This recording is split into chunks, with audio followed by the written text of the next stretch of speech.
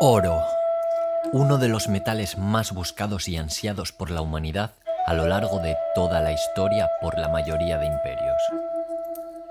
Símbolo de riqueza, bienestar y poder, la búsqueda de tan apreciado metal no ha cesado hasta nuestros días.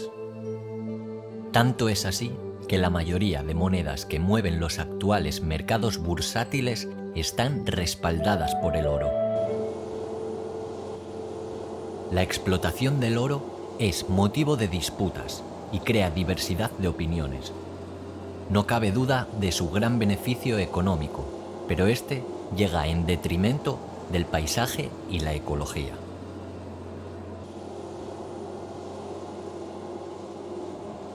Son muchos los partidarios de la explotación minera aurífera, desde las grandes multinacionales hasta aquellos humildes trabajadores que desean de un puesto laboral fijo que les dé de comer a ellos y a sus familias. Sin embargo, son otros muchos los que se oponen. Agricultores y ganaderos ven en peligro su producción debido al impacto ambiental de la minería. Esto se une a la protesta por parte de grupos ecologistas, aludiendo a eslóganes como «No es oro todo lo que reluce». La búsqueda de oro se remonta a tiempos inmemorables, tiempos en los que la química ni siquiera existía, y aquellos que realizaban experimentos eran considerados más como magos y hechiceros que como científicos. La alquimia fue una práctica que nació en Egipto, la cual pretendía llevar a cabo el proceso de la transmutación de diversos metales en oro, es decir, convertir metales abundantes y económicos como el plomo o el mercurio en metales valiosos como el oro. El mercurio, cuyo símbolo es Hg por su nombre en latín hydroargentum, que significa plata líquida, tiene la propiedad de ser el único metal líquido a temperatura ambiente que se conocía en la época. Tiene un número atómico de 80, por lo que es más parecido atómicamente hablando al oro de lo que su aspecto puede revelarnos. Los antiguos sabios estaban convencidos de que esta transformación de los metales en oro se daba en el universo de forma natural y de que se podía reproducir de forma artificial en el laboratorio.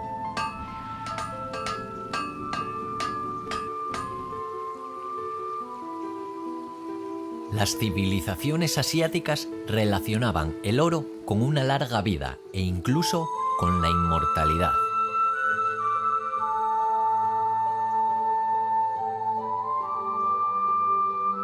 Los experimentos de los alquimistas en esta línea de investigación apuntaban a que se requerían grandes cantidades de energía para la tan ansiada transmutación.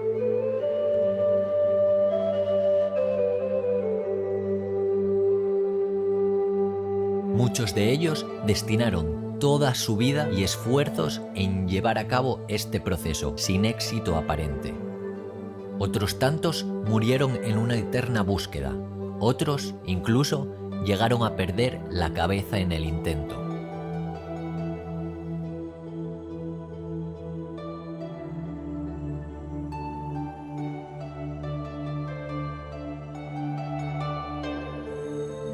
Se llegó a pensar que existía cierto componente que podía suministrar estas grandes cantidades de energía.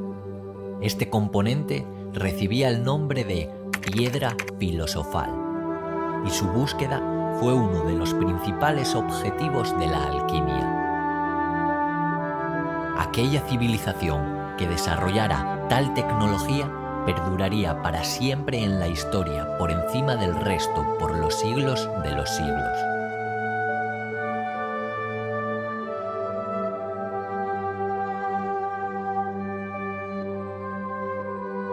Con el transcurso de los años y el paso del tiempo, se fue poco a poco construyendo la ciencia que hoy en día conocemos como química, relevando a la antigua alquimia en un lugar más propio de la magia y el chamanismo. El oro pertenece a un grupo de metales conocidos como los metales nobles, dada su característica de ser inertes, es decir, que no reaccionan prácticamente con otros elementos. Esta estabilidad los hace verdaderamente interesantes a la hora de ser utilizados para diferentes aplicaciones. Los metales nobles son poco abundantes en la Tierra, lo que los hace muy valiosos.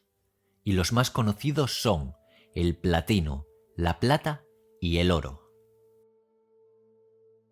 El oro elemental tiene número atómico 79 y una masa atómica de 197 unidades de masa atómica. Su densidad es de unos 19 gramos por cada centímetro cúbico de volumen. Funde a una temperatura de 1064 grados centígrados y se transforma en gas pasados los 2800 grados. Tiene una gran conductividad térmica y eléctrica, como la mayoría de metales, pero, sin duda, sus propiedades más interesantes son su ductilidad y maleabilidad. Entendiéndose por maleabilidad la capacidad de moldearse bajo presión y la ductilidad como la facilidad de los metales para ser estirados sin romperse, permitiendo obtener alambres o hilos de dicho material. A los materiales con esta propiedad se los considera como dúctiles. Tal es la ductilidad del oro que con tan solo 1 gramo de material se podría conseguir un hilo de más de 1 kilómetro de longitud. Por norma general, el oro se encuentra junto a metales como plata o cobre. A pesar de que el oro se equipara a un color dorado y amarillento, son muchos los colores del oro, dependiendo del tipo de aleación, pureza, de los elementos que lo acompañan y sus proporciones. Los colores varían, existiendo oro blanco, rojo o incluso azul o púrpura. El famoso oro amarillo que todos conocemos existe en la denominación comercial de 24, 22, 18 y 14 quilates. La de 24 quilates posee un 100% de oro y la de 18 un 75%. El oro blanco posee impurezas de paladio, níquel o platino. El oro rojo posee 75% de oro y un 25% de cobre. El oro verde, un 75% de oro y 25% de plata. Y el oro azul, un 25% de hierro. Hay veces en los que aparecen coloraciones extrañas como violeta por el aluminio o incluso negra debido a metales como el cobalto. Ya en la época de los romanos se conocía la importancia y escasez de este material.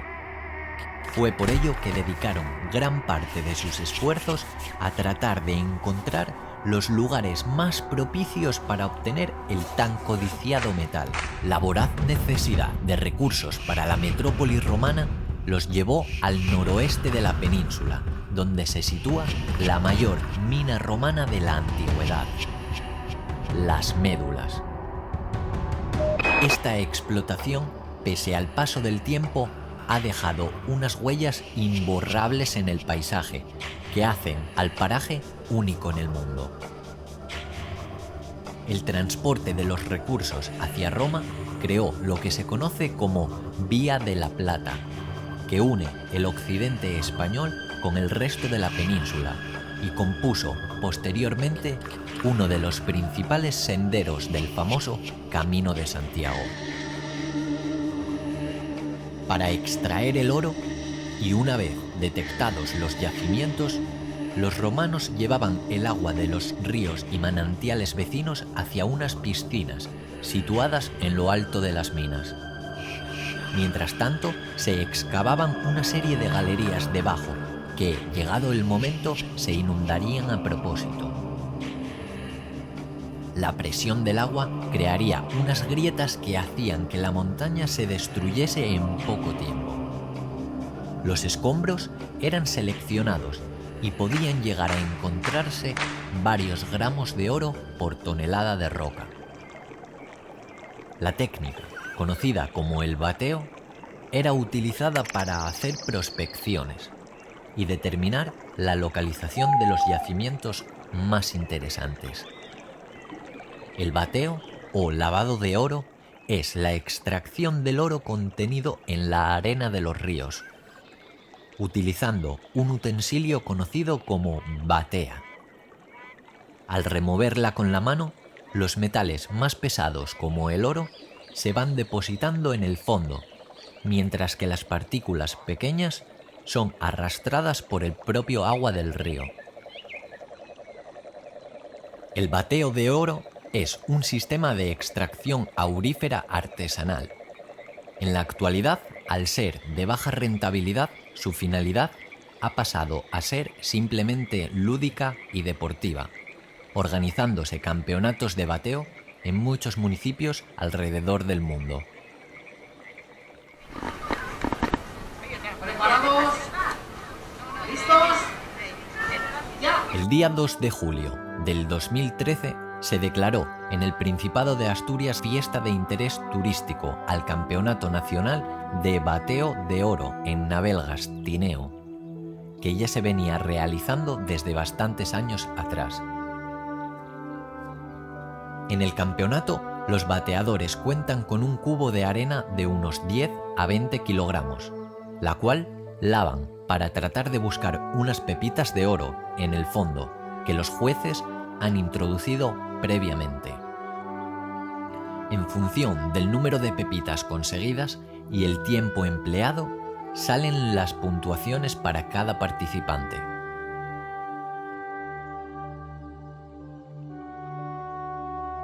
A pesar de que el bateo hoy en día pertenece al ámbito deportivo, la tradición por esta práctica ha perdurado gracias a hombres como Enrique Sanfiz Fernández, un famoso buscador de oro en los ríos del occidente asturiano, que llamó la atención de los medios como el último buscador de oro. A pesar de este nombre, su historia ha servido para que sus descendientes continúen su legado, además de muchos otros jóvenes de la zona de Navelgas. El pueblo de Navelgas, en Tineo, Asturias, tiene el privilegio de haber sido nombrado Pueblo Ejemplar de Asturias en el año 2003, gracias a su esfuerzo por hacer perdurar tradiciones como la antes mencionada técnica del bateo. Con aproximadamente 300 habitantes, la vida en Navelgas transcurre de forma tranquila para los lugareños. Existe constancia de que los primeros asentamientos de la zona se remontan a la época previa a la invasión romana. El pueblo de Navelgas da nombre al río que pasa por él, uno de los ríos más ricos de oro del occidente asturiano. Justo a sus pies se encuentra el Museo del Oro, un lugar donde poder aprender todo sobre los precedentes históricos de la zona y las técnicas extractivas ancestrales que se han venido pasando de generación en generación. El museo abrió sus puertas en 2006 y desde entonces se ha convertido en una visita imprescindible para aquellos que quieran conocer el pueblo y su historia. A pocos metros de una de las salidas del pueblo nos encontramos la Ruta de la Huella del Oro, una ruta de dificultad baja, donde se pueden observar antiguas minas romanas y restos de castros, unas viviendas habitadas por los astures de la zona que trabajaban en las minas. Tras varios siglos de actividad minera y la reapertura en la década de los 50 de estas minas, el paisaje quedó completamente destruido. Pero con el paso del tiempo, la vegetación se ha abierto paso, dejando un paraje mágico e increíble, digno de observar en persona al menos una vez en la vida.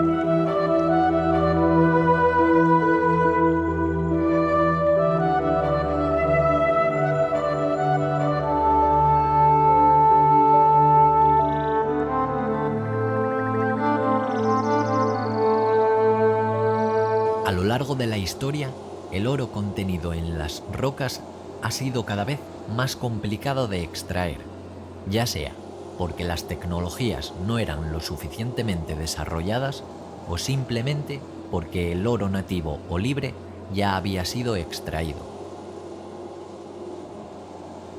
Una técnica ya en desuso es la amalgamación del oro con mercurio, que se utiliza en la explotación de oro en pequeña escala, dada su sencillez y su bajo coste económico. En el proceso de amalgamación, el oro es atrapado con el mercurio, formando una sustancia viscosa de color blanco, la amalgama. Para que se produzca esta amalgama, el oro debe de estar en contacto estrecho con el mercurio, por lo que previamente las rocas que lo contienen deberán de estar finamente molidas. Por último, el oro se recupera calentando la mezcla, lo que produce la evaporación del mercurio a la temperatura de 356 grados centígrados. El proceso de amalgamación presenta serios problemas de altas pérdidas de mercurio, que terminan en el suelo y en las aguas, produciendo la consiguiente contaminación.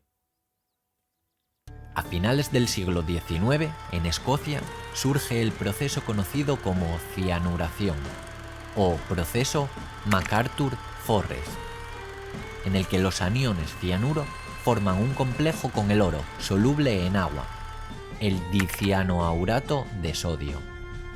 De esta forma, el oro contenido en las rocas se arrastra con el agua y es fácil de extraer. Aunque es un proceso muy utilizado en la extracción del oro, su uso genera diversidad de opiniones, dada la gran toxicidad del cianuro en los organismos. Además, las fugas de cianuro en agua producen ácido cianhídrico, un ácido muy tóxico que eleva el pH del agua notablemente. Tal controversia y la presión de sectores ecologistas ha hecho que países como República Checa, Hungría y algunos estados de los Estados Unidos hayan prohibido esta técnica.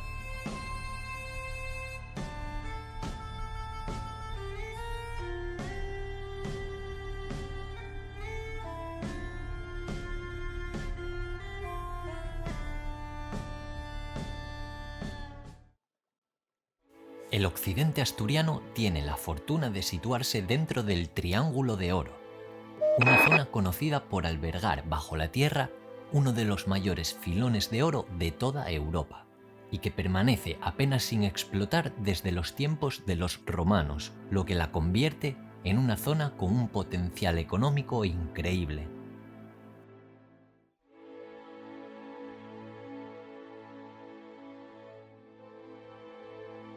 La extracción de oro moderna en Asturias comenzó a mediados del siglo XX, aunque no fue hasta finales de siglo cuando se abrieron las minas que, a pesar de cierres y conflictos, permanecen en funcionamiento en la actualidad.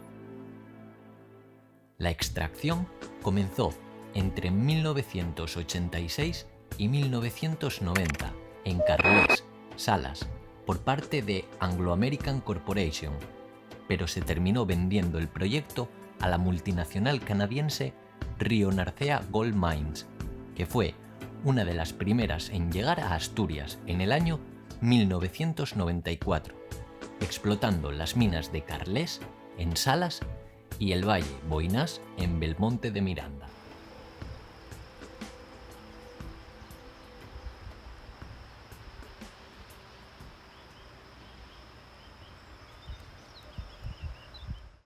La empresa comenzó a extraer el oro con minas a cielo abierto, pero debido al impacto ambiental y a la desaparición de pueblos como el Valle, en Belmonte, terminó por convertirlas en minas bajo tierra.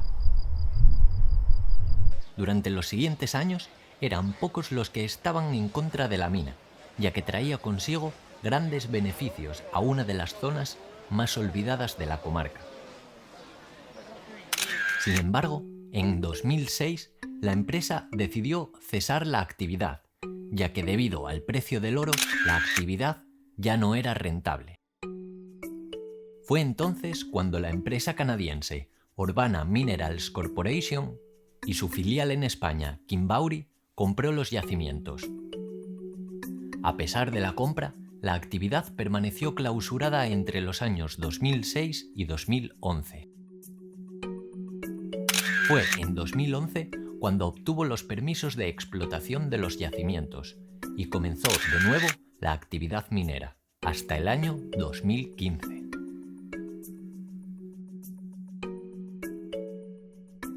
La mina de Boinás contaba con una plantilla que fluctuaba entre 250 y 450 empleados y más de 2.000 puestos de trabajo indirectos, lo que la convertía en el motor económico de la zona. En 2012 se terminó de construir un castillete para que la producción de la mina aumentara considerablemente, lo que convirtió a dicha mina en la principal productora de oro de España. Bajo el mando de la misma compañía se encuentra la mina de Carlés, en Salas, mucho más pequeña y que estuvo gran parte del tiempo parada por tareas de mantenimiento.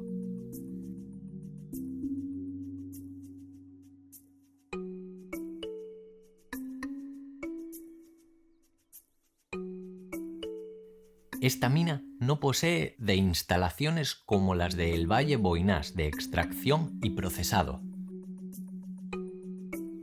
por lo que el mineral es sacado y transportado en camiones hasta Boinás.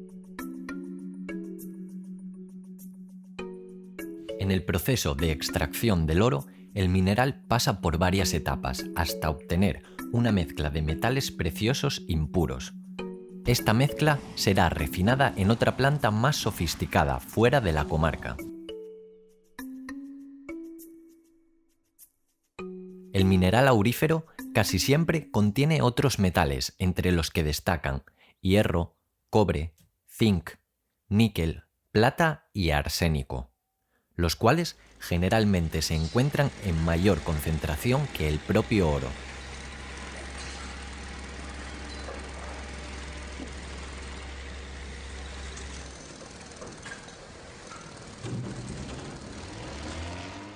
El cianuro que se utiliza para extraer el oro es un componente que, a pesar de los grandes beneficios que aporta a la humanidad, es muy peligroso, ya que, como hemos visto, reacciona con el agua y el CO2, pudiendo intoxicar a las personas que lo manejan si no se ponen en marcha las medidas de seguridad adecuadas. La reacción que se da con facilidad en condiciones de humedad es la siguiente. En ella, el cianuro de sodio reacciona con el agua y el CO2 para dar ácido cianhídrico y carbonato de sodio. Las rocas que contienen carbonato de cobre se unen al cianuro para formar cianatos, y las que contienen azufre o compuestos sulfurados generan tiocianato, el cual, a su vez, puede continuar oxidándose a cianato. Además, los cianatos se pueden hidrolizar fácilmente para formar carbonatos y amoníaco, si las condiciones así lo permiten. En todos los casos, los componentes son altamente tóxicos para los organismos vivos. El proceso de recuperación del oro puede resumirse en 3 pasos: molienda, trituración y clasificación, lixiviación y recuperación final y afino. En el primer paso, el mineral, previa adición de la cal para ajustar el pH, pasa por una serie de moliendas y cribas que van separando los diferentes tamaños de grano según el esquema, hasta que se consigue un tamaño muy fino, adecuado para el proceso de lixiviación. Etapa 2 de lixiviación. El ácido cianhídrico es muy volátil, por lo que en las plantas de extracción del oro los operadores deben mantener la solución a valores altos de pH. Esto preserva pérdidas de cianuro y la consiguiente disminución en el rendimiento de la extracción. El grano fino llega al tanque con cianuro. Generalmente son soluciones muy diluidas de cianuro de sodio, del 0,01 al 0,05%, aunque a veces se usa cianuro de potasio o cianuro de calcio. Es en este lugar donde se produce la complejación de los metales oro y plata, entre otros. Los metales oro y plata suelen aparecer juntos en los yacimientos minerales. Los metales complejados se desplazan con zinc o carbón activo, previamente activado con temperatura, y sus trazas se eliminan posteriormente con ácido sulfúrico. En este punto se recupera el oro y metales preciosos y el resto continúa hacia la balsa de estériles o carentes de oro.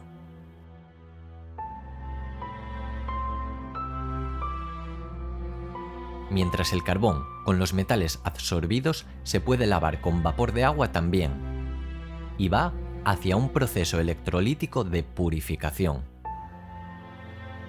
Etapa 3 de recuperación final y afino.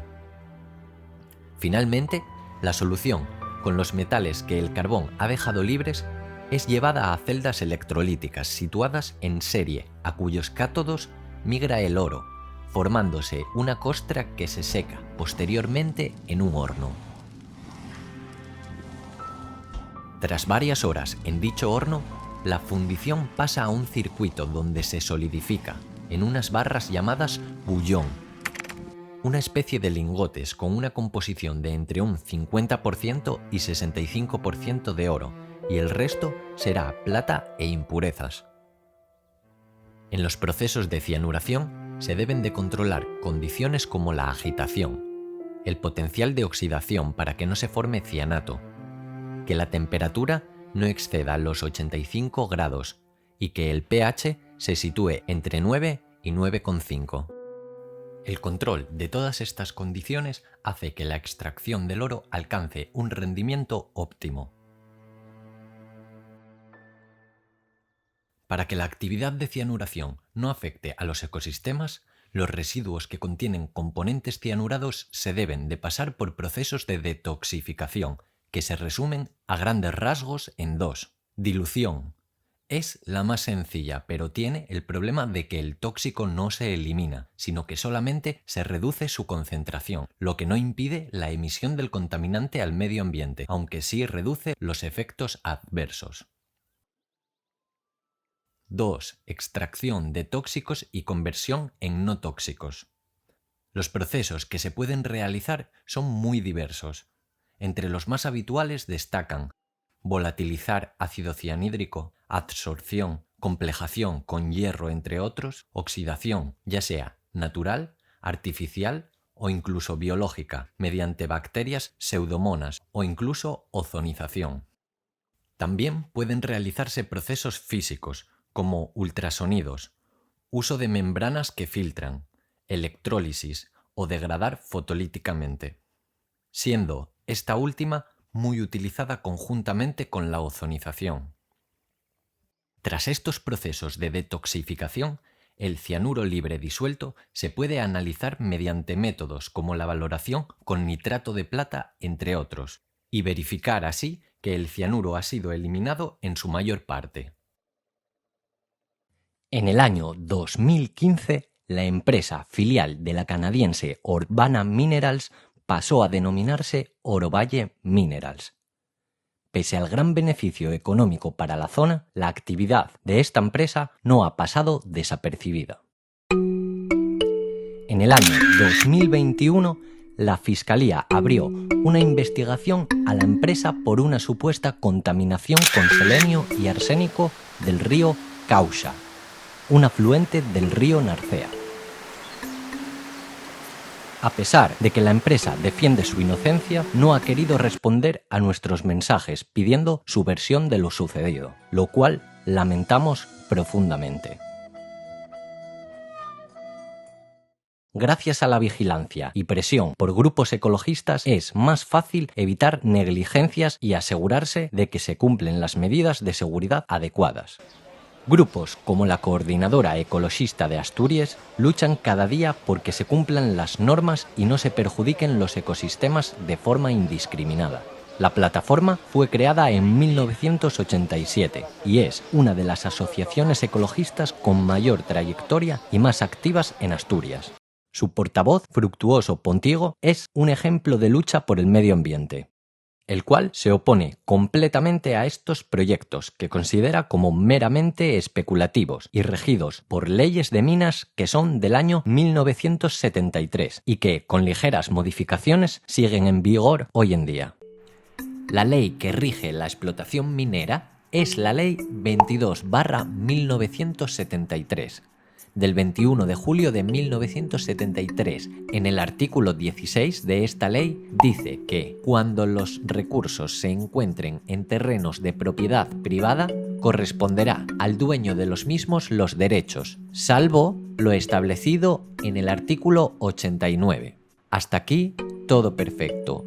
Pero si vamos al mencionado artículo, vemos cómo se ha suprimido y modificado por el artículo número 17 de la Ley 25/2009 del 22 de diciembre del 2009. Cuando seguimos investigando y vamos a dicha ley, dice: lo dispuesto en el artículo 17 se dicta al amparo del artículo 149 de la Constitución, donde queda claro que corresponde al Estado la competencia exclusiva del régimen minero y energético. ¿Pero qué quiere decir esto? Que si posees una propiedad privada con recursos energéticos, el Estado tendrá el derecho para obtener beneficio por ello. Y es esto precisamente lo que temen los vecinos de Tapia de Casariego.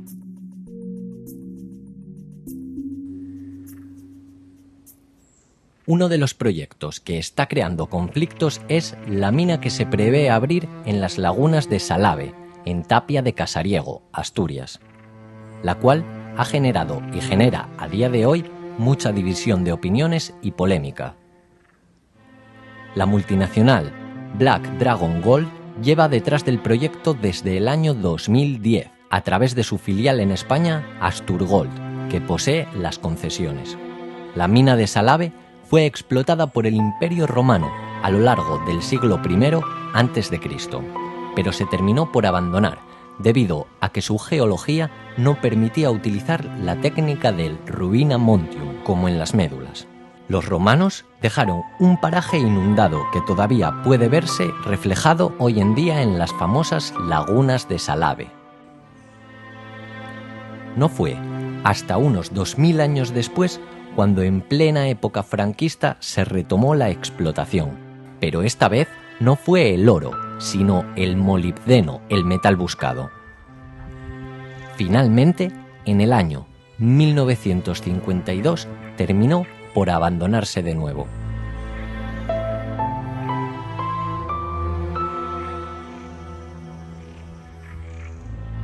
Durante el presente siglo se han venido realizando nuevas prospecciones con resultados muy optimistas para la compañía y para los desempleados de la zona.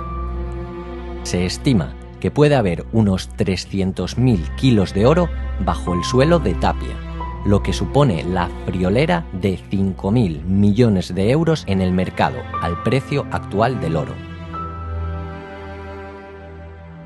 Por contrapartida, los ganaderos, agricultores, hostelería y negocios turísticos se oponen a esta apertura. A ello se le suma el miedo de los vecinos de la zona, que dan por hecho que si la mina termina por arrancar, la expropiación de sus casas es solo cuestión de tiempo.